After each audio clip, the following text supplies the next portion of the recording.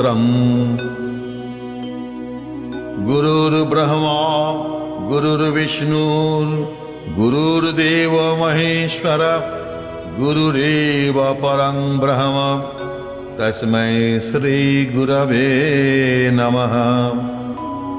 अखण्डमण्डलाकारं व्याप्तं येन चराचरं तत्पदं दर्शितं येन तस्मै श्री गुरवे नमः। अज्ञानतिमिरान्धस्य ज्ञानाञ्जनशलाकया चक्षुरुन्मीलितं येन तस्मै श्रीगुरवे नमः। स्थावरं जङ्गमं व्याप्तं येन कृत्स्नं चराचरं तत्पदं दर्शितं येन तस्मै श्रीगुरवे नमः।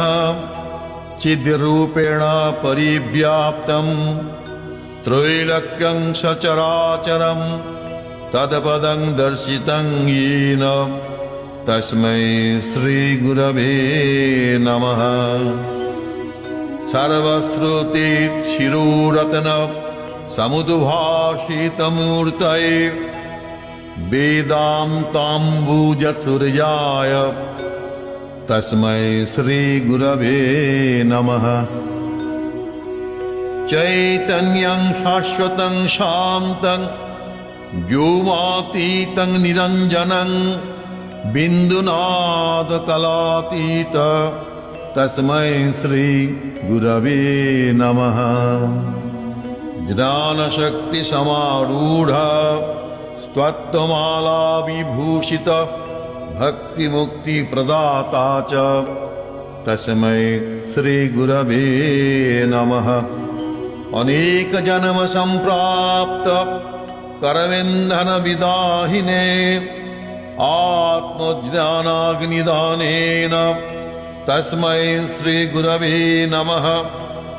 शोषणं भवसिन्धोश्च प्रापनं सारसम्पद यस्य पादोदकं सम्यक् तस्मै श्रीगुरवे नमः।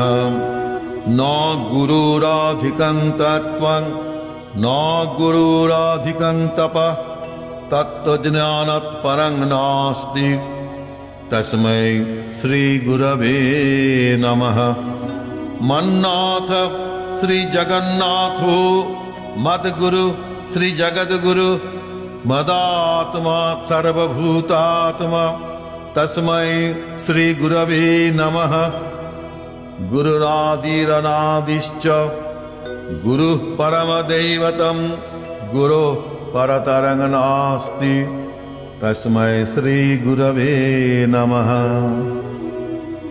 ब्रह्मानन्दं परमसुखदं केवलं ज्ञानमूर्तिं द्वन्द्वातीतं गगनसदृशं तत्त्वमस्यादिलक्ष्यम् एकं नित्यं विमलमचलं सर्वधी साक्षिभूतं भावातीतं त्रिगुणरहितं सद्गुरुं तं नमामि।